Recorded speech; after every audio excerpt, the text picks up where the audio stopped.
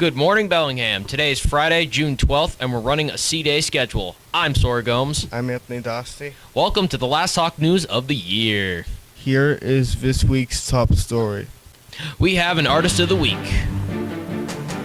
We will hear some of you on our summer vacation plans. We will hear your opinions on the World Cup. And speaking of the World Cup, we have a special guest speaker on the show today. All this and much more coming up on this week's Hawk News.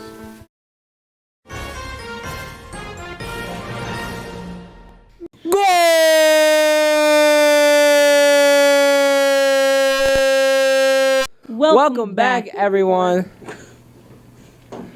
World Cup fever is in the air. I'm Victor. And I am Jacob Obero. That's right. The World Cup kicked off yesterday in Mexico, and tonight the big game is U.S. versus Paraguay. We here at Hawk News thought it would be interesting to hear from some of you. The World Cup is today. Can you score this shot?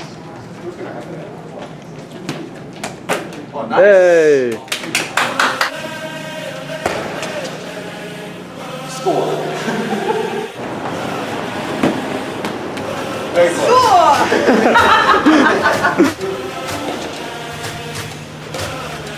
Score. Score. Score. Score.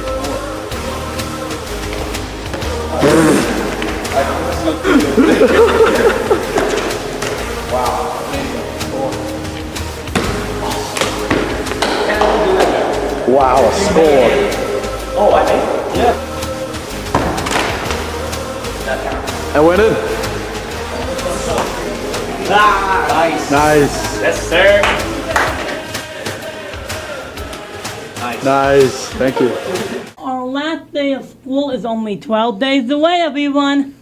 And we will be in summer mode soon. What are your plans for the summer? Are you traveling, working, spending your time at the beach? This summer I am hanging out with my kids. I am going to Storyland and getting ready for another fun-filled school year here at Bellingham High School. Got captain's practice every day for soccer. You know, we're gonna sleep in every day.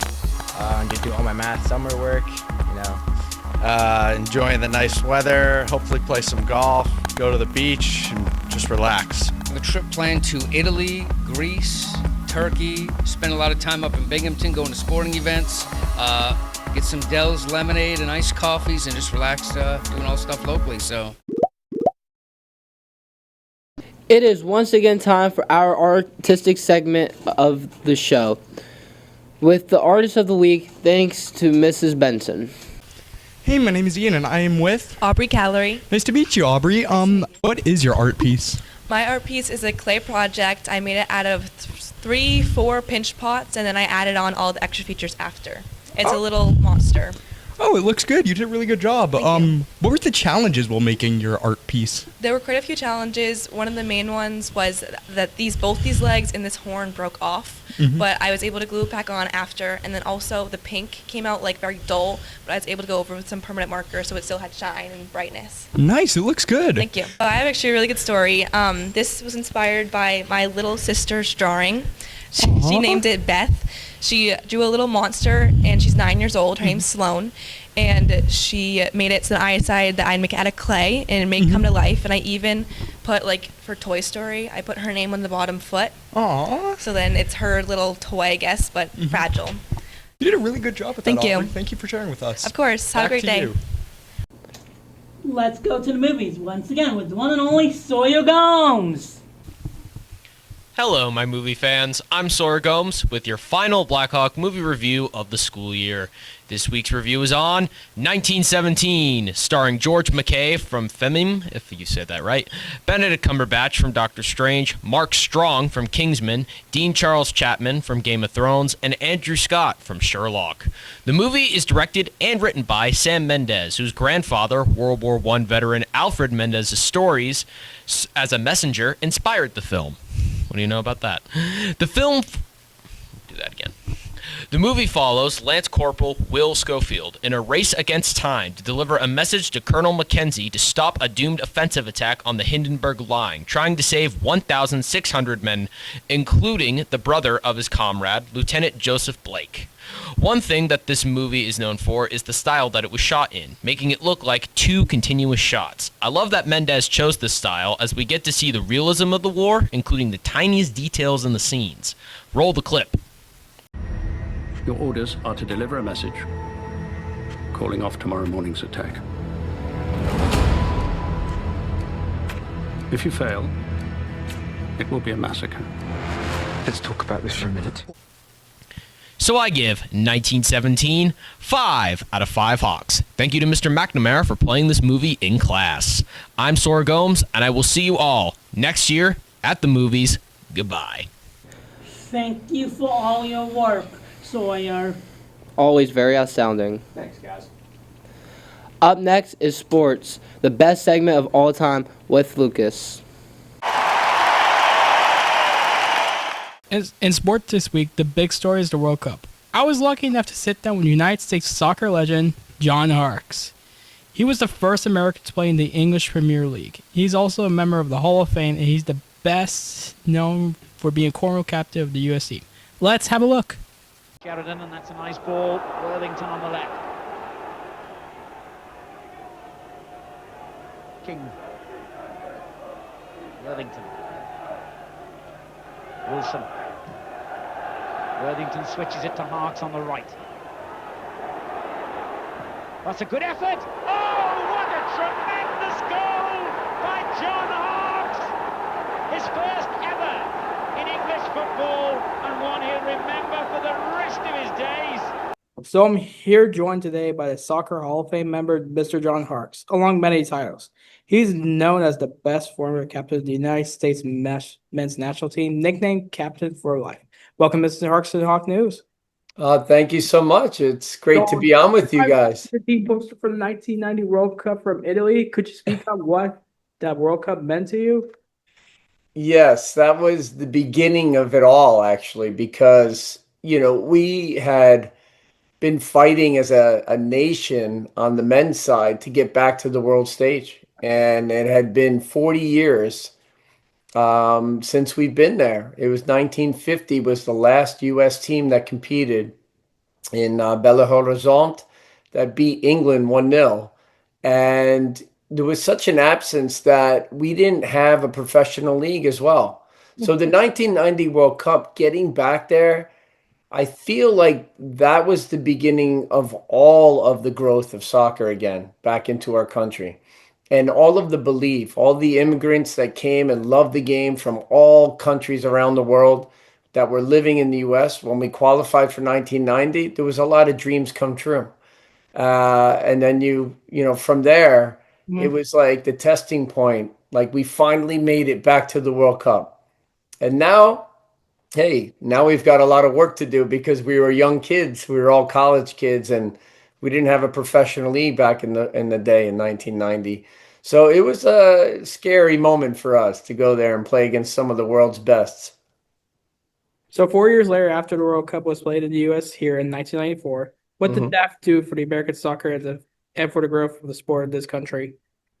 Oh, that was everything. I feel like the timing of it was perfect because, for us to qualify in 1990, get back to the world stage, we needed something special really to grab hold of all of that energy, all of that passion, all of the support for soccer in our country. And there was nothing better than hosting the world's game in your own country in 1994. So for us, it was a great opportunity to not only prove to the world that we can compete and play against some of the best national teams in the world, such as Switzerland and Colombia and Romania. But we also needed to have that opportunity to get the fans on board.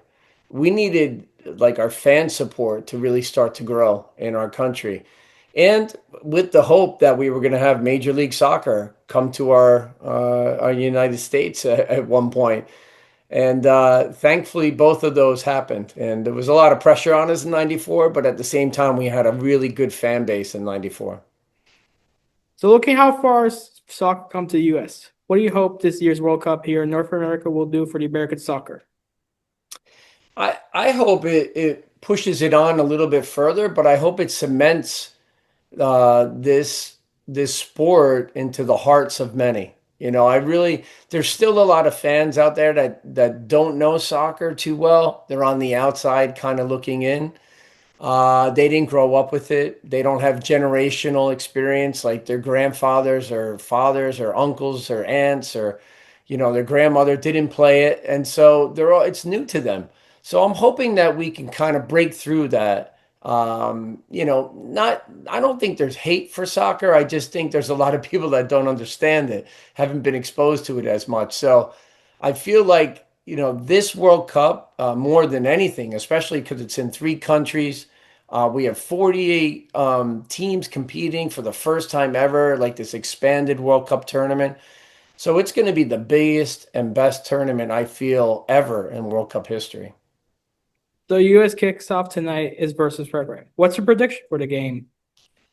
I'm an optimist, so I've got to go with the U.S. win. I got to go with the U.S. win. Do you mean my prediction in terms of score? Maybe. I'm going to say 2-1 USA. I'm guessing like 3-1. 3-1. Okay, you're more optimistic than I am. That's great. I love that. So you have a message for young soccer fans and players who maybe watch the show, even the new ones? Yeah, I feel like for me, like when I was growing up, I didn't have a lot, and but what I did have was a soccer ball, and the soccer ball was like my best friend. It just brought a lot of joy to me in my life, and whenever I mixed that in with my other friends, then we all became happy. So I would say to the younger players, like, or the younger fans, like, get a ball out, kick it around. It brings the community together. It increases a chance of making more friendships. And that's what I love about the beautiful game. Thank you so much for speaking with us today. I wish you all the best in the future. Oh, thank you so much. It's great to be on with you, and what a privilege. I'm looking forward to the game tonight, and let's go USA. Let's go. Well, that concludes our show for this year. We'll leave you with our quote of the week. It comes to us from Henry David Thoreau. He said, "One must keep a little bit of summer even in the middle of winter." Have a great weekend, everyone. Take time to study for exams next week. Don't forget to subscribe to Hawk New channel in the corner below. And see y'all next year. Thank you for watching. Have a great summer. And stay classy, BHS. Goodbye. So long.